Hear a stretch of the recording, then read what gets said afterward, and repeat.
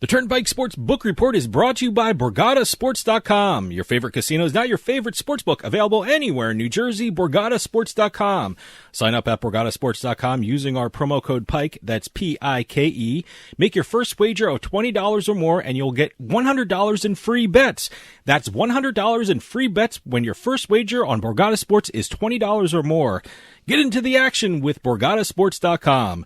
Must be 21 years or older and in New Jersey to place a bet. Terms and conditions apply. Gambling problem? Call 1-800-GAMBLER. And welcome to this week's edition of the Turnpike Sports Book Report, where we're going to crisscross the country and the continent talking about the various national and state sports betting reports. Got a few benchmarks to talk about this week. Got a bunch of deals that have happened with, especially between FanDuel and some golf players. Yes. PGA Tour members, to be exact. Yep. We've also got a lot of launches, including a survey or two to talk about. And then we're going to end up with some legislation updates from both Maryland, Colorado, and if we have time, we even have a quick update from Kansas as well. Kansas? Yes. Wow, okay. But before we get to the show itself, let's congratulate the Golden State Warriors for becoming the NBA champions. Yeah, no, boy, it was... You kind of knew that's where it was heading. It just looked like the Boston Celtics were running out of steam as each game went on, and it was just kind of a blah last game for the Boston Celtics. So it was just they were just not into it. It just didn't look like they were into it. But congratulations, Golden State, and I'm always amazed how quickly the numbers are out for next season. They don't mess around. Yeah, I believe Caesars has the numbers for next year's NBA championship up there. I'm not saying Caesars was the first to put them out, but Caesars was. It seemed to be everyone was reporting on Caesars numbers, and it looks like the Golden State Warriors are the favorites for next year's championship as well. Golden State's favored, and the second favorites are the Boston Celtics and the Nets. Right? And the Nets, always the Nets are one or two, and the Nets break your heart. At some point, you're going to have to give up that dream that the Nets are going to win something, because I just don't see the way that team is currently constructed to win anything. Well, we shall see. But again, we have. I think most books do have the Warriors as repeats already. Yeah. And it really depends on where you're looking to see where the Celtics fall, but they're in the top three in most books to get to the finals or win the finals. But congratulations to the Warriors. You got to love Coach Steve Kerr there. Oh, yeah. He's one of the few coaches out there that has won 9 NBA championships as both coach and player. He's got 5 as a player, 4 as a coach. They've been there so many times. Yes. They've seen everything. I mean, they just know how to win the finals, and it was evident on this one. So. This was an actual demonstration of how much experience matters in these situations, absolutely. More so than youth. So, hey, Celtics will be in the mix. So they'll be there. I just wish they hadn't given away their first-round draft pick to get Devin White. I don't know if that ended up being worth it or not, but again, we'll see what they do in the offseason. It'll be fun to watch. It'll be fun to see if any of the major pieces get traded, too. Sure. All right, let's move on to some numbers. Now, as we're recording this, I'm going behind the camera here. We're recording this before New York has reported their usual weekly numbers. Okay. So when I'm talking New York here, we're talking the week ending June 5th, which is a week prior to what has come out. But by the time this airs, we should know whether or not FanDuel hit the $3 billion handle mark. Matter of fact, the FanDuel was only $1 million shy of that mark. They're going to hit it. At week ending June 5th. They're going to hit it. So I'm going to think it's safe to assume they are now one of the $3 billion handle. Yeah, let's go on a limb and say they made the $3 billion. And they were $8 million short of $250 million in revenue too. Okay. So they probably hit that as well, because they've been doing extremely well. I think they have like a 60% market hold. In New York State. Yeah. So FanDuel is the clear leader there. We'll see exactly what the New York numbers are. We'll go more in depth next week on the New York numbers. Sure. We have a whole bunch of different benchmarks. Oh, before I forget, Resorts World holds a unique distinction in New York already. Really? Okay. Resorts World Bet, the first operator to post back-to-back weekly losses since their launch. Not a good thing to hold, but again, they just launched, and they did set a high for handle, but they did have a lost the same. Well, week. you know what the situation is. I don't know what the situation is exactly with Resorts World, but when you start a sports book, there's a whole flurry of activities with bonuses and promos yes. and things like that. So you're kind of laying out a lot of money. So yeah. I'm wondering if that those numbers are reflecting the promos by just getting started and launching and things like that. Definitely does. All right. Going over to a couple of the other states that have been reporting their May numbers, Indiana became the 5th state to clear $8 billion in post-pass by handle. Yeah. They joined New Jersey, Nevada, Illinois, Pennsylvania as the $8 billion club. Pretty soon we're going to have... Why did they agree on $8 billion is the benchmark? It seems like such a random number. Usually it's like $5 billion or $10 billion. Why? Well, we reported when they crossed the $7 billion mark. We're going to cross every single one. FanDuel. That's a PR thing for people. Yes, the PR people are like, hey, we hit $8 billion. Let's make 8 the big number. Once again, when you're talking most states in the country, you're talking market leaders as FanDuel. And I've been noticing this in the majority of states. FanDuel has a huge market share over a lot of the other competitors. Yeah, they got like over 40% of the market share, right? Yep. In Indiana, they're 41.4% to be exact. Then DraftKings at 23%. What's surprising is Barstool is starting to gain in some areas too. Good. They were 5th place. Barstool and the Score were tied 8%. I guess you got to do Barstool and the Score now that the Score is winding up business in the country. So, but again, Barstool was 5th place with 8% of the market. Louisiana became the 17th state to pass $1 billion in handle. Okay. See, that's a good benchmark. That's a good benchmark. $1 billion. I don't know where $8 billion came from, but $1 billion is a good benchmark. Because $8 billion is a few states have gotten it. Okay. So we'll report when they hit $9 billion too. Okay. All right. Going over to Iowa. Iowa became the 11th state to surpass $1 billion in handle for 2022, just this year. Okay. They're the 11th state to do that this year alone. Caesars cleared $50 million in all-time revenue for the state. DraftKings passed the $15 million mark in revenue for the year, 2022. BetMGM cleared $100 million in handle in Iowa.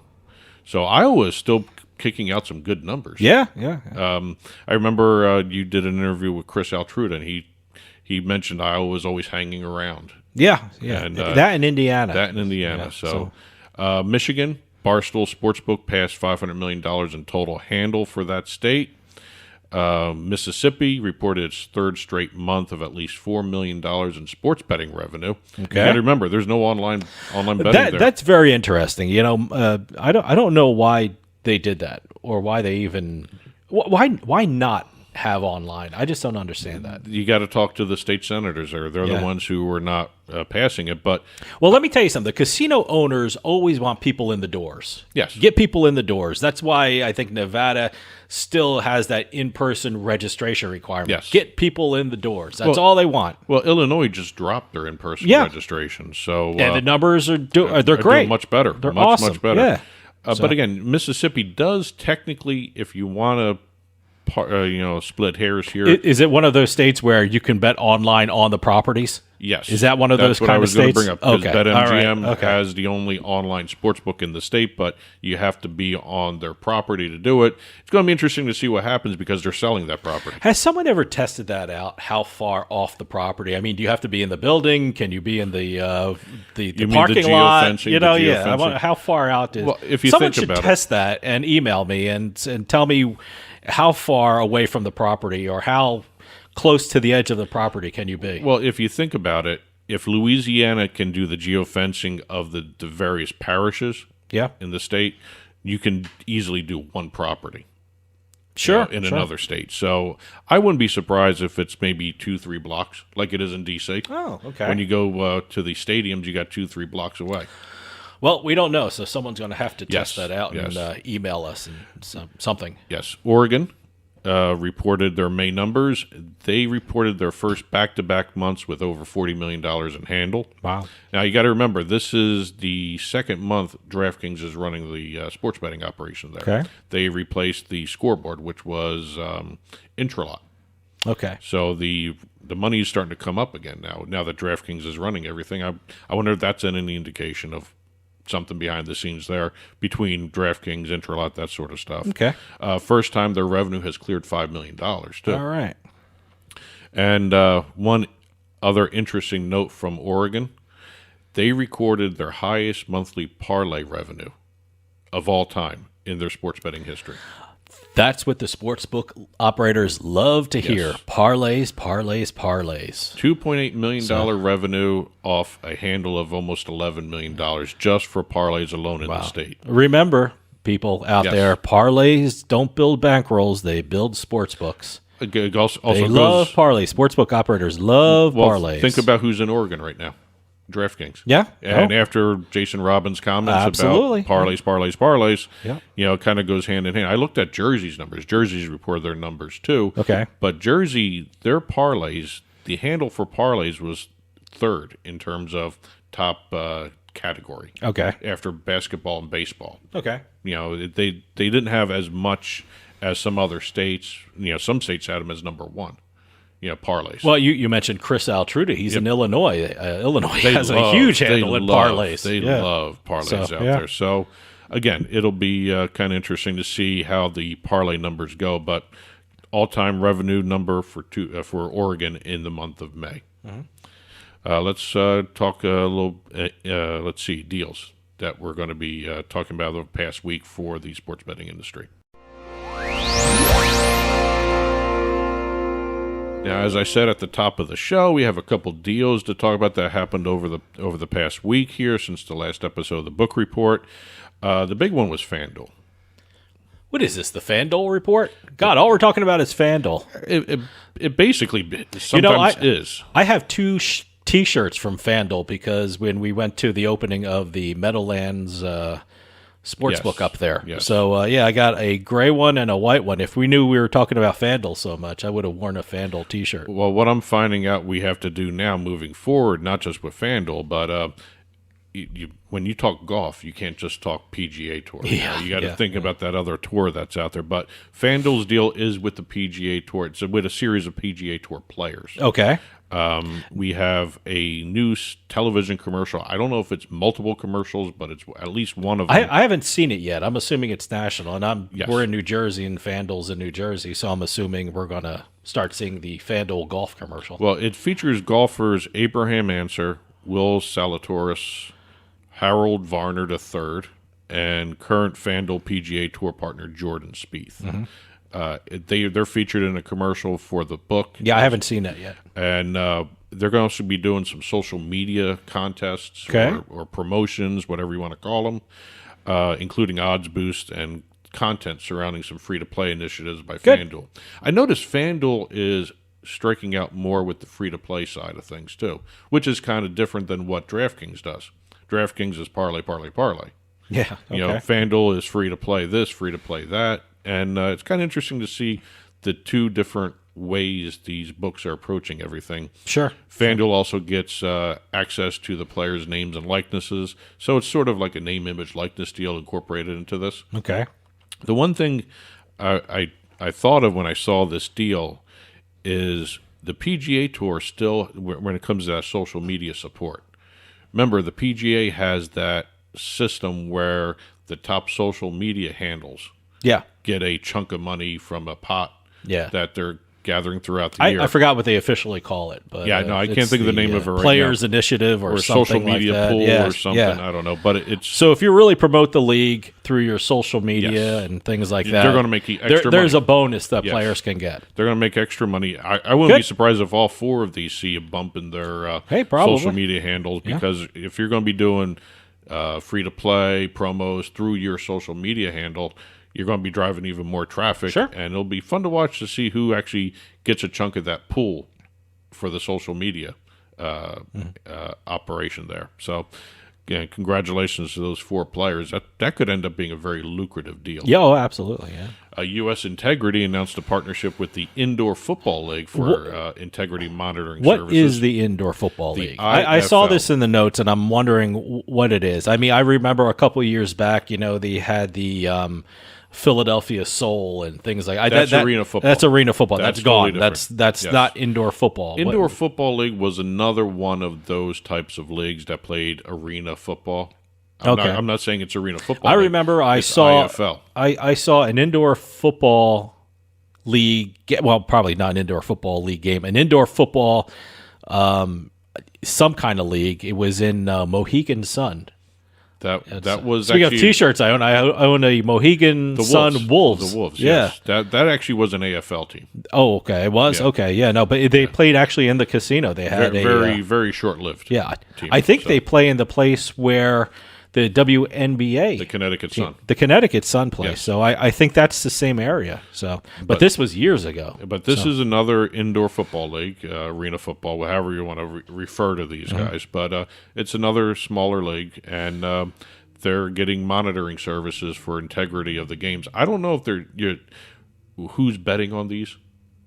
I never saw an indoor football league in the sports books. They have a lot of sports. I got to take a look through it. I'll check it out. Indoor Football League, huh? Moving on. Is that what it's called? The Indoor Football League? IFL. Oh, it is. Indoor Football League. I thought you were describing it. It's actually the name. Okay. Indoor Football League. Indoor Football League. Okay. Yeah.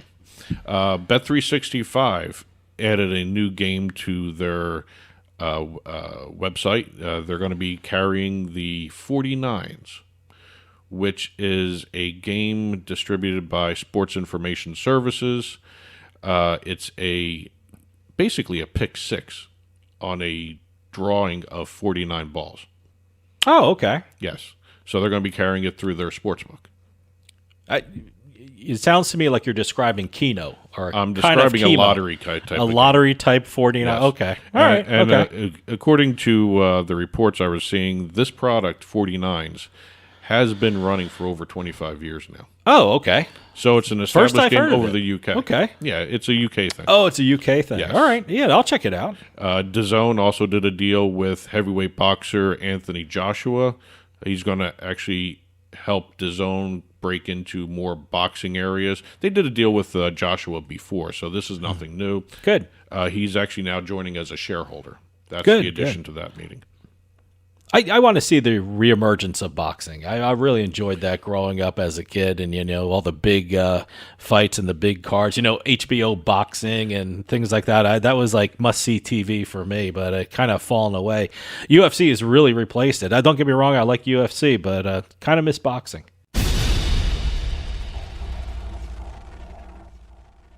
We got a new survey to talk about. There's always a new survey. iSpot TV conducted an advertising survey between the months of September 2021 and May of 2022. Okay. They reported an increase of 281% in terms of sports gambling ads appearing on national TV. I believe it. 300%. Think about that. No, I don't have to think about it. I can turn on the TV and that number is just amazing. Chances are there's going to be a sports book or an online casino. I even saw online poker on television commercials. So it's amazing. Total TV ad impressions increased to 18.2 billion, almost 50% more from year to year. Okay. Between this period, September to May. 60% came from linear TV networks. Another 37% was local TV. Okay. So it's 2/3 more nationally than it is locally. Another 2.7, another almost 3% were on streaming. There's a lot on streaming. Yes. Yeah. I thought it'd be a lot more than 3%, but there is a lot. And of course, when you talk sports betting, you got to mention FanDuel. FanDuel is 34% of the ad impressions. Okay. Yeah. So they're the leader there. I can tell you in New Jersey, I see a lot of BetMGM and a lot of Caesars. You're going to start seeing less Caesars because they still are pulling back their advertising. And I have to admit, I am happy I'm not seeing more JB Smoove on the well, TV. I like him. He's good. I like him. They were cute for the first couple of million times I've seen them. But again, it's there is too much. Yeah. I have to say that. Moving on to Fubo. Fubo TV has launched a series of new pick'em games. Oh, okay. And what these are doing, this is another step in the direction of incorporating the sports book into the streaming avenue for the TV. Fubo is going to be in certain markets where the sports book is live. Okay. And right now that's Iowa and Arizona.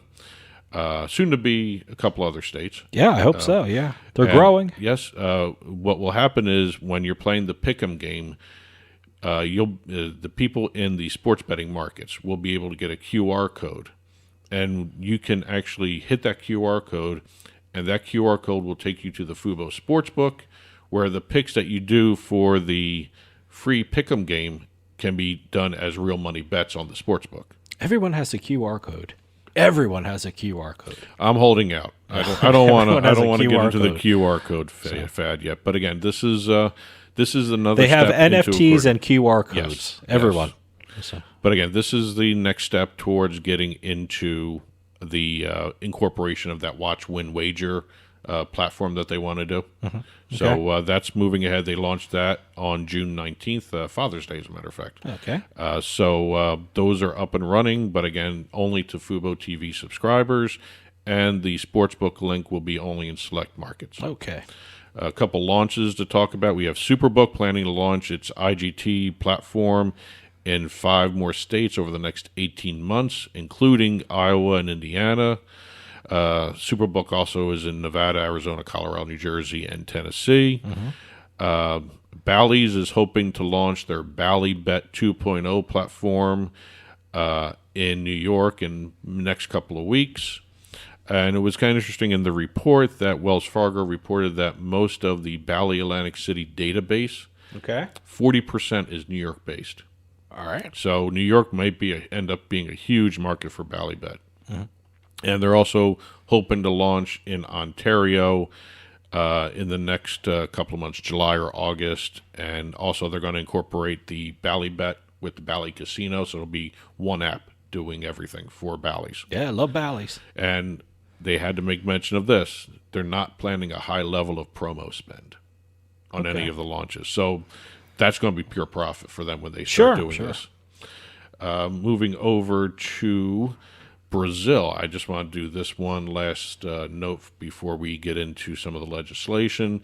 The launch of sports betting in Brazil is delayed because the president's refusing to sign off on the legislation. Okay. So we've got some stubbornness there.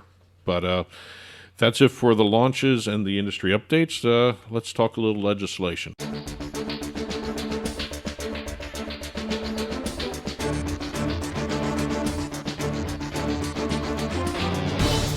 As I mentioned on the top of the show, we've got a couple legislative updates, one in Colorado, one in Maryland, and if we have time here, Kansas. Colorado wasn't really an update in terms of legislation, but we did get a report from the Colorado Office of the State Auditor. Okay. Covering the time period between May 1st, 2020 through April 30th, 2021, going through the industry's regulations, how everything is being done. Okay. And they found a couple of things that have caused some concern.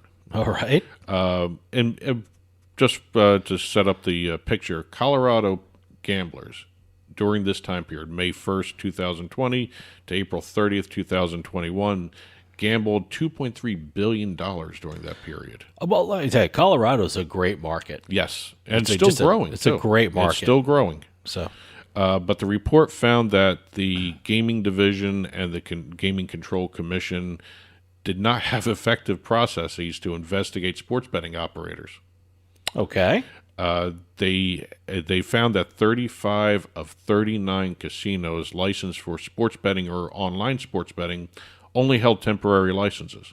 They were never given permanent licenses. All right. That's which is interesting. very interesting. Yeah. Surprising. And also they found that not only did they not issue the permanent licenses, they didn't have the right standards in place for collecting sufficient documentation to determine if the operator's monthly tax filings were correct. Because one of the big stories coming out of Colorado is they're posting these huge handle numbers. Yeah. And these huge revenue numbers, but the state's not seeing the tax money. Oh, okay. And what they found in You this would think audit, they would have that cleared up right away, early in the process, you know? well, again, what they found, the way this system is set up in Colorado, they found a wide variation between the amount of wagering activity that operators reported after each gaming day. which they're still required to report after Sure. each gaming day. Sure. And the totals they reported in their monthly tax filings with the state. Okay. So there was a lot of disparity there. So a lot of the daily numbers didn't match up with what was being reported monthly, which resulted in less money being paid to the state in taxes. Yeah, they might want to get on that. Yes. You might want to clear that one up. And last but not least, we have Maryland. Maryland, who seems to be the most stubborn state in terms of launching online sports betting, got to the point where the governor, Larry Hogan, sent a letter to the Gaming Commission. Yeah, I mean, enough is enough. Come on. What's the holdup here? Well, Yeah. the one thing all the regulators have unbelievable. said, and I don't know if it's kind of smart for them to say this, but they have an overly complicated legislative and regulatory framework for sports betting in the state. See, I don't get what states are doing that. There are enough states for you to look at to see what works and what doesn't work in the sports betting industry. Yes. You have a ton of examples you can draw from. I don't know what the hell Maryland is doing, what the holdup in Maryland. I mean, you're sending your money out of state.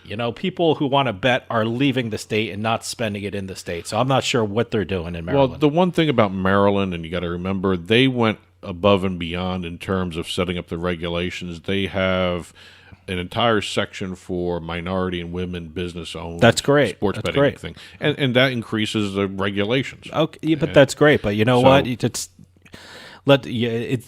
Start it up and modify it as you go along. Just get some money in. Get some money into the state. Like I said, Governor Hogan sent a letter to the regulators, and the letter requested that the regulators set a firm launch timeline. Award licenses on a first-come, first-served basis, and prioritize licenses for sports books already partnered with casino sports teams and OTBs. Awesome. All reasonable. Yes. Get it going. And he did mention he wants it go. launched earlier than the first of the year. Good. Yeah, So no, he wants should. football. He wants the football. Well, you got the World Series, you Yes. got football, you got hockey, you got basketball. They're all starting at that time. And in the fall. amazingly, all of a sudden, the state regulators announced that draft regulations for sports betting rules will be available in the coming weeks. Good. And also applications for online sports books will be available as early as this summer. Okay, So that's in another week or two. That letter lit a fire under them. Good. And they I'm glad. started moving forward. It should. That's Yes. what it was meant to do. It's just an odd way to look at that, and the way they're not moving quick. I mean, maybe they got themselves confused over everything. Yeah. And that'll do it for this week's book report. Please keep those press releases coming in. info@turnpikesportsradio.com. If you've been following along on TV, as always, watch the ticker. There's some additional news stories. Yes, you running by the screen. dangled Kansas in front of us before, Yes. and now we ran out of time, so you're going to have to go to the The ticker does have some mention of for, Kansas in it. So go ahead and take a look at the teased ticker. us with Kansas. And also, as always, you'll see a fully print version of the book report on our blog, turnpikesports.us. Click on the blog button, and when this show is released, about a half hour, an hour later, you'll see a full print version of the book report on our blog. And that'll do it for us this week. We'll see you next time on the Turnpike.